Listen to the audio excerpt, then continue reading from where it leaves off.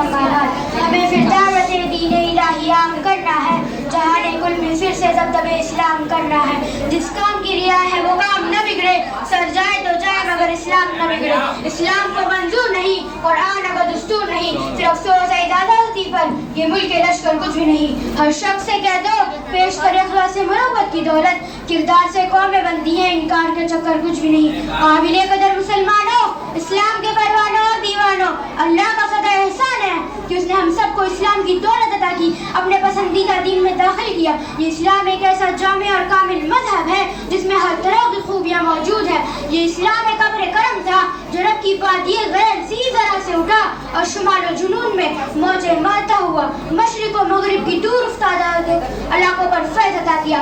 बारिश बनकर बरसा, तहजीब और तमद्दुन के जवाहर उठाए, इल्म और हिकमत के खुशबू मफूल खिलाए। इस्लाम आया तो तमाम कौमों की जहालत, कदीम तहजीब और तमद्दुन चंद सालों में बदल गई। दुनिया जुल्म और बर्बरियत से निकलकर अमन और अमान में बदल गई। खालिक हकीकी को भूलने वाले और लातादाद माबूद की पूजा करने वाले तौहीद और सुन्नत के लंबरदार और मुबल्लिग इस्लाम बन गए। इस्लाम आया तो शिर्क व कुफ्र, जुल्म व जौर और ख्वाहिशात नफ्सानी से भरी हुई इस्लाम की उम्दा और पाकबाज तालीम रूहानी अखलाक की बदौलत सरसब्ज़ और शादाब बना दिया। लिहाजा हम कह सकते हैं कि इस्लाम में वो खूबियाँ मौजूद हैं जिनसे दूसरे मज़ाहिब और दूसरे आदियान खाली हैं। इस्लाम अमन व अमान का पैगाम देता है, इस्लाम इत्तेहाद व इत्तिफ़ाक़ का सबक देता है, इस्लाम जुल्म व बर्बरियत से रोकता है, इस्लाम मज़लूमों को हक दिलाता है, इस्लाम कमज़ोरों को इंसाफ दिलाता है, इस्लाम अदल व इंसाफ का सबक देता है।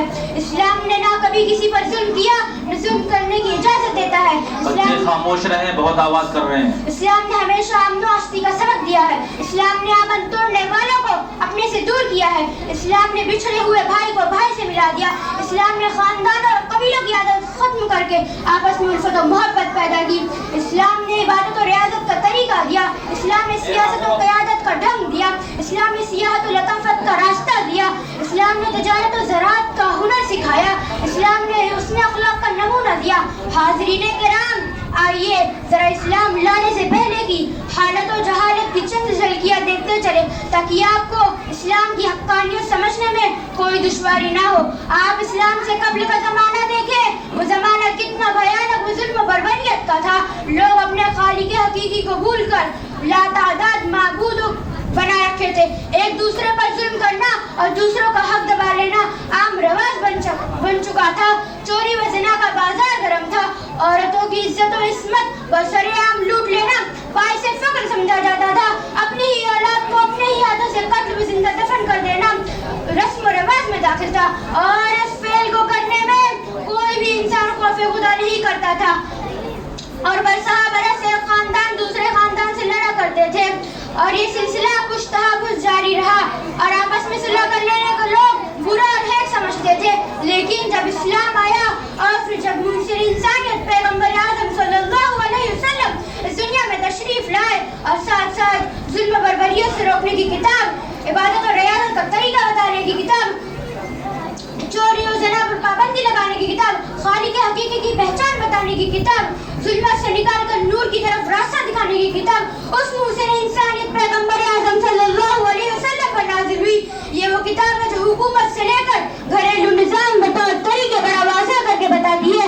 आपस में हलाल और हराम में इम्तियाज पैदा करना इस किताब की खूबियों में दाखिल है। अलगरज ये किताब खूबियों का एक गुलदस्ता है जो इस्लाम की शक्ल में हर बुरे काम व शिर्क व कुफ्र पर रोक लगाती है। लिहाजा इस्लाम आने के बाद कुरान हकीम के अंदाज़े बयान देखते जाइए कि किस तरह इन तमाम जहालत कदीम तमद्दुन को लोगों को रोका और हिदायत की राह दिखाई। जब लोग खालिक हकीकी को भूल कर खुद तराशीदा माबूद को अपना मालिक व मुश्किल कुशा हाजत रवा समझते थे तो कुरान ने ऐलान किया, कुल हुवल्लाहु अहद अल्लाहुस समद लम यलिद व लम यूलद व लम यकुल लहू कुफुवन अहद। कुरान ने ऐलान किया, इन्नमा इलाहुकुमुल्लाहु इलाहुन वाहिद। कुरान ने ऐलान किया, लिल्लाहि मा फिस समावाति व मा फिल अर्ज़। इस्लाम आने के बाद जिंदा दफन होने वाली बच्चियों को नज़ार दिलाते हुए औरतों और दोशीज़ाओं की इज्जत और एहतराम का मुकाम दिलाते हुए कुरान ने ऐलान किया, वला तक़्तुलू औलादकुम ख़श्यता इम्लाक़ नहनु नर्ज़ुकुहुम व इय्याकुम। चोरी व ज़िना पर पाबंदी लगाते हुए कुरान ने ऐलान किया,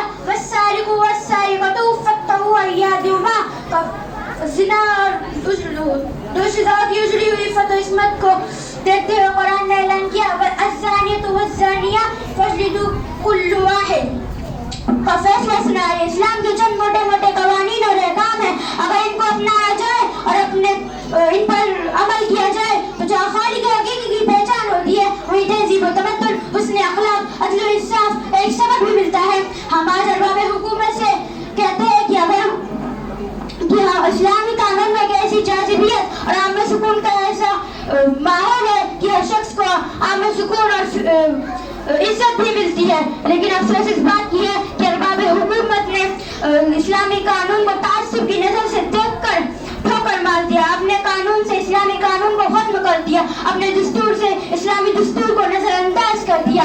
لیکن پھر کیا ہوا؟ ملک میں ظلم و بربریت کا دور شروع ہوا. چوری و زنا کا بازار گرم ہوا. جب جہاں قتل و غارت کاری ہونے لگی اور برسرعام عورتوں اور دشزاؤں کی عزت لوٹ لی گئی. اور آج بھی یہی ہو رہا ہے. چوری کی جا رہی ہے, ظلم ہو رہا ہے, ڈاکہ زنی ہو رہی ہے, شراب خوری ہو رہی ہے, رشوت داری ہو رہی ہے. نہ خدا کا خوف, نہ قانون کا پرواہ, نہ عدالت کا ڈر.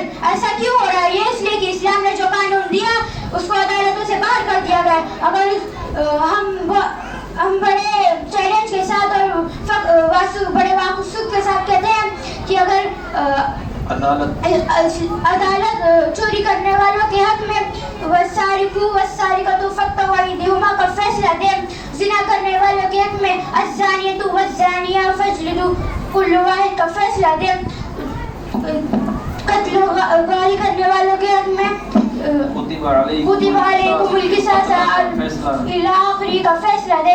تو کسی کی ہمت نہیں ہوگی کہ وہ چوری کرنے کا ارادہ کرے, کسی کی طاقت نہیں ہوگی کہ وہ قسمت داری کرنے کی خاطر قدم اٹھائے, کسی کی ضرورت نہیں ہوگی کہ وہ کسی کا قتل کرنے کے لیے اپنا ظلم کا ہاتھ اٹھائے.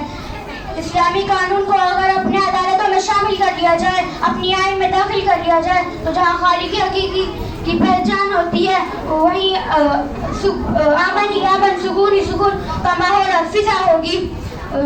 ایک لوگوں کے دل میں ایک دوسرے کا احترام اور خیال ہوگا.